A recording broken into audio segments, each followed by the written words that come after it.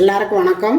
இன்றைக்கி நம்ம செட்டிநாட்டு சமையலில் என்ன பார்க்க போகிறோம்னா, முள்ளங்கி பிடிக்காதவங்க கூட இந்த மாதிரி செஞ்சோம்னா நல்லா சாப்பிடுவாங்க. குழந்தைங்கள்லேருந்து பெரியவங்கலேருந்து அது சாப்பிட்றதுக்கு அதாவது மனசு தூண்டும். அந்த அளவுக்கு நல்ல வித்தியாசமாக ருசியாக மணமாக நல்லாயிருக்கும். முள்ளங்கி வறுவல் தான் இன்றைக்கி செய்ய போகிறேன். ஒரு 1/2 கிலோ முள்ளங்கி எடுத்து நல்லா தோலெல்லாம் சீவிட்டு கழுவி வச்சுருக்கிறேன். இன்றைக்கி முள்ளங்கி பொரியலும் மேரக்காய், சொரக்காய், முருங்கைக்காய் சேர்ந்து ஒரு சாம்பார். வாங்க இப்போ அது எப்படி செய்கிறது அப்படிங்கிறது பார்க்கலாம். ஃபஸ்ட்டு நம்ம சாம்பார் தாளிச்சுக்கலாம். வாடா கம்மிங். கம்மிங்னா என்னடா? சொல்லிட்டேனா? எண்ணெய் காய்ஞ்சிட்டு இருக்குது. கொஞ்சமாக வரமிளகா போட்டுக்கலாம். கடுகு, உளுந்தம் பருப்பு, தள்ளி நினைக்கிறேன் மேலே தெரிக்கும். கொஞ்சமாக 2 வெந்தயம். சாம்பாருக்கு மெயினாக சீரகம் போட்டால் தான் அவ்வளோ டேஸ்ட்டாக இருக்கும். கொஞ்சம் சீரகம் போட்டது, கருவேப்பிலை போட்டுட்டு வெங்காயம் போடணும். வெங்காயம் சேர்த்துக்கிறேன். இதுக்கு சின்ன வெங்காயம் போட்டால் தான் நல்லாயிருக்கும். எனக்கு சின்ன வெங்காயம் இல்லை, கடைக்கு போக சமையல் போட்டுக்கிட்டு பெருசாக போட்டுட்டேன். இந்த சாம்பாருக்கு மெயினாக என்னென்னு கேட்டிங்கன்னா, இந்த வெங்காயம் எவ்வளோக்கு வதங்க விடுறீங்களோ அவ்வளவுக்கு டேஸ்ட்டாக நல்ல மணமாக ருசியாக இருக்கும் சாம்பார். எப்போவுமே நீங்கள் எந்த சாம்பார் வச்சாலும் இந்த வெங்காயம் மட்டும் நல்லா வதக்கிடுங்க. வேறு எங்கள் பாப்பா சொல்லிட்டா கிண்டி விட்றேன். கிட்டத்தில் எனக்கு கிண்டி விடு. அம்மா வெங்காய தக்காளி போட்டு சமைப்பாங்க. நான் பீஸா சீசனிங்கும் சிக்கன் மசாலா பெப்பர்லாம் போட்டு சூப்பராக சமைப்பேன்.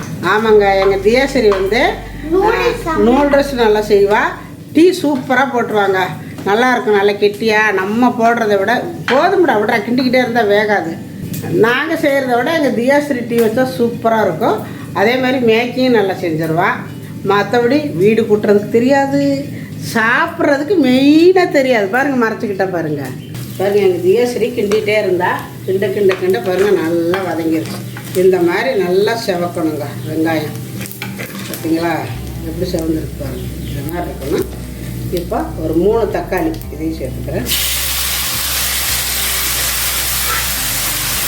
சாம்பாருக்கு ஏற்கனவே நான் குக்கரில் பருப்பு வேக வச்சுட்டேன் பாருங்கள்.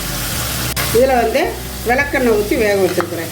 எப்போவுமே நம்ம பருப்பு வேக வைக்கும் பொழுது விளக்கெண்ணெய் ஊற்றி வேக வச்சிங்கன்னா சீக்கிரம் வெந்துடும். ரெண்டாவது அந்த சாம்பார் நல்லா கொழப்பாக நல்லாயிருக்கும். இப்போ தக்காளி நல்லா ஓரளவு வதங்கினா போதும். நம்ம வெட்டி வச்சுருக்கிறேன். என்னென்ன காய் சாம்பார் சேர்க்குறோமோ அதெல்லாம் சேர்த்துக்கலாம். முருங்கைக்காய், மேரக்காய், சொரக்காய் அதெல்லாம் சேர்த்துக்கலாம்.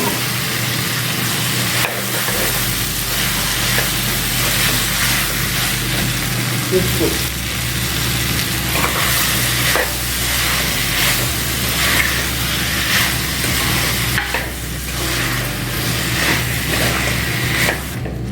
இது ரொம்ப நேரம் வதங்கணும் அப்படிங்கிறது இல்லை, லேசாக வதங்கினாலே போதும். மஞ்சத்தூள் போட்டுக்கலாம். நான் பருப்புலலாம் மஞ்சத்தூள் போட்டு வேக வைக்க மாட்டேன். ஏன்னு கேட்டிங்கன்னா அந்த குக்கரில் அந்த பெல்ட்டு மேலே எல்லாம் நிறைய பிடிச்சிக்குது. அது கழுவுறது ரொம்ப கஷ்டம். அதனால் வெறும் விளக்கெண்ணெய் மட்டும் ஊற்றி பருப்பு வேக வச்சுருக்கிறேன். இப்போ நம்ம போடும் பொழுது மஞ்சத்தூள் எந்த அளவுக்கு வேணுமோ அந்த அளவுக்கு சேர்த்துக்கலாம்.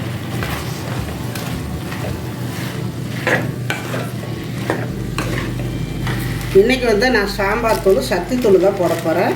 உங்களுக்கு எந்த அளவுக்கு சாம்பார் தூள் வேணுமோ அந்தளவு சேர்த்துக்கோங்க. ஆனால் கொஞ்சம் கூடவே சேர்த்துக்கணும், அப்போ தான் நல்லாயிருக்கும்.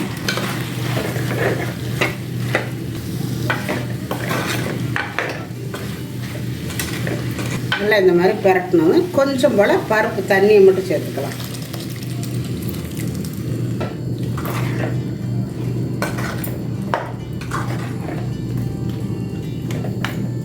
பருப்பு தண்ணி மட்டும் ஊற்றி இந்த மசாலையோட காய் கொஞ்சம் நேரம் வேகட்டும். இப்போ நம்ம மூடி வச்சு கொஞ்சம் நேரம் அந்த காயெல்லாம் வேக விடுவோம். வேகட்டும். நல்லா அடிக்கடி கிண்டி விட்டுக்கோங்க, அடி பிடிக்கும். இப்போ இங்கே பார்த்தீங்கன்னா சாப்பாடு ரெடி ஆயிடுச்சு. நான் எப்போதும் செய்கிற மாதிரி தான் அந்த தண்ணியை திறந்து விட்டு கொஞ்சம் நேரம் 2 செகண்டு இருந்தாலே போதும். இந்த மாதிரி சாப்பாடு நல்லா வந்துடும். தண்ணி இறங்காதான்னு கேட்பீங்க. குக்கருக்குள்ள உள்ள இறங்காத தண்ணி பாருங்கள், சூடே இல்லை பாருங்கள். இந்த மாதிரி சூடு போயிடணும். இந்த அளவு சூடு போயிடுச்சுன்னா தான் சாப்பாடு நம்ம ஓப்பன் பண்ணும் பொழுது நல்லா வடித்த சாதம் மாதிரி இருக்கும். எல்லாம் நல்லா வலிச்சு போட்டுக்கோங்க.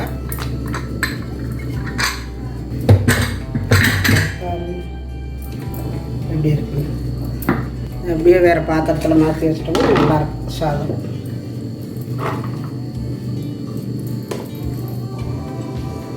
இது கொஞ்சம் நேரத்தில் பார்த்திங்கன்னா நல்லா பொது பொதுன்னு இருக்கும். இந்த லாஸ்ட்டில் கொஞ்சம் போல் ஈரமாக தெரிஞ்சிச்சுன்னா இப்படி விட்டுருங்க. விட்டுட்டிங்கன்னா கொஞ்சம் நேரத்தில் அது நல்லாயிருக்கும். பாருங்க,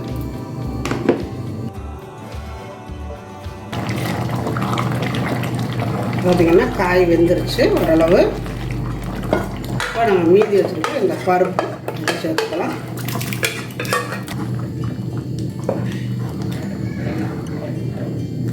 சேர்த்துட்டு புளியை கரைச்சி ஊற்றிக்க வேண்டியது. புளி ஊற்றிட்டு கிண்டி விட்டுக்கோங்க. ஏற்கனவே நம்ம வந்து உப்பு கம்மியாக தான் போட்டிருக்கிறோம், பார்த்துக்கிட்டு உப்பு போடுங்க. அவ்வளவுதாங்க. ஒரு 2 கொதி வந்தால் சாம்பார் ரெடி. பாருங்கள், இப்போ இதை நம்ம மூடி வச்சிடலாம். மூடி வச்சுட்டு, ஏன்னா பருப்பெல்லாம் ஊற்றிருக்கிறோம், சீக்கிரம் வந்து அடியில் உட்காரும். கொஞ்சம் சூடு ஏறி கொதிக்கிறது அப்பப்போ திறந்து விட்டு கிண்டி விட்டுக்கோங்க. இப்போ நம்ம வறுவலுக்கு முள்ளங்கியை வெட்டிக்கலாம். இப்போ முள்ளங்கி எடுத்து இந்த மாதிரி ரொம்ப நீளமாக இருக்கிறத பாருங்கள், இந்த மாதிரி கட் பண்ணிடுங்க. கட் பண்ணிவிட்டு நல்லா இந்த மாதிரி சைஸாக பாருங்கள், நீளமாக ஒரே மாதிரி இந்த மாதிரி இருக்கணும். இப்படி கட் பண்ணிவிட்டு சேர்த்து வச்சு மறுபடியும் அதே சைஸில் பாருங்கள், ஒரே மாதிரி சைஸாக இருக்கணும்.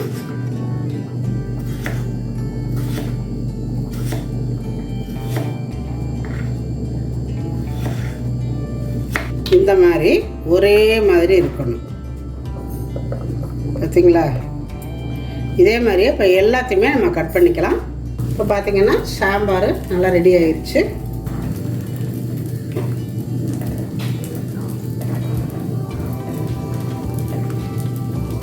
நல்லா கொதிச்சிருச்சு. இப்போ கொஞ்சம் போல் கொத்தமல்லி தழை போட்டு இறக்கிக்கலாம். இதில் வந்து கொஞ்சம் போல் பெருங்காய தண்ணி ஊற்றி இறக்குனீங்கன்னா சாம்பார் அவ்வளோ டேஸ்ட்டாக இருக்குங்க. என்கிட்ட பெருங்காயம் கட்டி பெருங்காயம் இல்லை, அதனால் நான் ஊற வைக்கலை. இப்போ பார்த்தீங்கன்னா சாம்பார் ரெடி.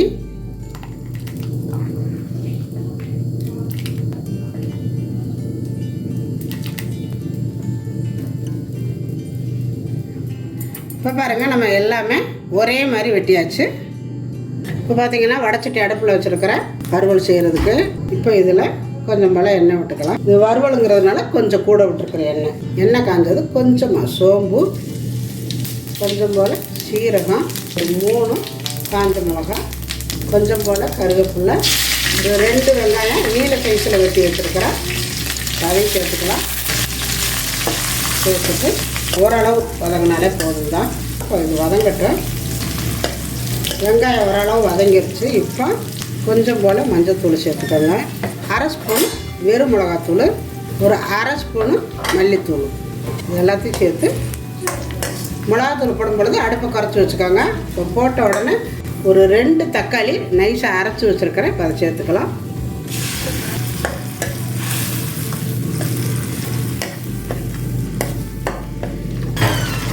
இதில் கொஞ்சம் போல் தண்ணி கழுவி ஊற்றிக்கோங்க. கொஞ்சமாக ஊற்றிக்கணும் தண்ணி, ஏன்னா முள்ளங்கியில் வந்து தண்ணி விடும், அதனால் தண்ணி நிறைய சேர்த்தக்கூடாது. இப்போ இதில் தேவையான அளவு உப்பு போட்டுக்கலாம். உப்பு போட்டு இது கொஞ்சம் நேரம் இந்த மசாலையிலே வேகணும். வேகட்டும் கொஞ்சம். பாருங்கள், இப்போ இந்த மசாலையெல்லாம் ஓரளவு வதங்கிடுச்சு. இப்போ நம்ம வெட்டி வச்சுருக்கிற இந்த முள்ளங்கியை அதில் சேர்த்துக்கலாம்.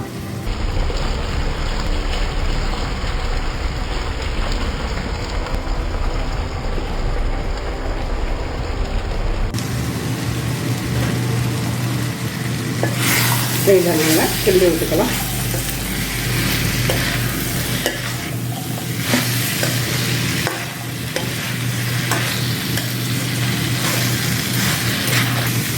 இதில் வந்து கொஞ்சமாக தண்ணி விடணும், லைட்டாக தண்ணி விடணும்.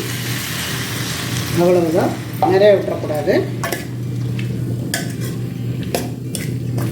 விட்டுட்டு உங்களுக்கு உப்பெல்லாம் போதுமானு பார்த்துக்கோங்க. பார்த்துட்டு மூடி வைக்கணும்.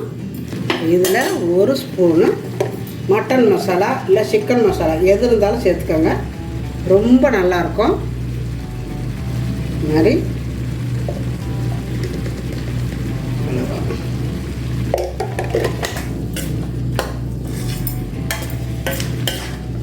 இதை இப்போ அப்படியே மூடி வச்சு வேக விட்டுறலாம். அடுப்பை வந்து குறைச்சி வச்சுக்கணும். ரொம்ப ஸ்பீடாக வச்சிங்கன்னா கறி போயிடும். குறைச்சி வச்சுக்கோங்க. அதாவது மினிமமான தீயில் வச்சுக்கோங்க. பாருங்க தண்ணி கரெக்டாக இருக்குது. நம்ம அடுப்பை ஸ்பீடாக வச்சோம்னா தண்ணியெல்லாம் உறிஞ்சிடும், காய் வேகாது. அதனால் அடுப்பை வந்து மிதமான ஹீட்டில் வச்சுக்கோங்க. இப்போ வந்து அடுப்பை நான் ஃபுல்லாக குறைச்சிட்டேன். ஃபுல்லாக குறைச்சிட்டு இதில் கொஞ்சம் போல் கொத்தமல்லி தழை தூவி விட்டுக்கோங்க.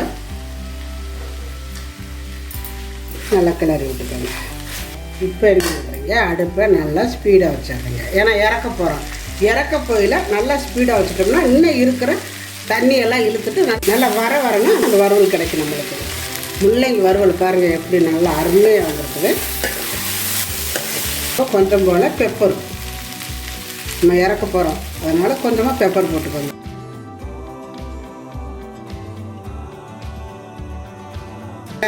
கீழே இருந்தால் அந்த ஈரப்பசை எல்லாமே போயிடுச்சு பாருங்கள். கொஞ்சம் கூட ஈரமே இல்லை. அவ்வளோதாங்க. இப்போ அவ்வளோதான். அடுப்பு ஆஃப் பண்ணிக்க வேண்டியதும். பார்த்திங்கன்னா முள்ளங்கி வறுவல் ரெடி ஆயிடுச்சு. இதே மாதிரி நீங்களும் செஞ்சு பாருங்கள். செஞ்சு பார்த்துட்டு எப்படி வந்துச்சுன்னா எனக்கு கமெண்டில் சொல்லுங்கள். இந்த வீடியோ பிடிச்சிருந்தா லைக் பண்ணுங்கள், ஷேர் பண்ணுங்கள். செட்டிநாடு சமையலுக்கு சப்ஸ்கிரைப் பண்ணுங்கள். நன்றி. வாழ்க வளமுடன்.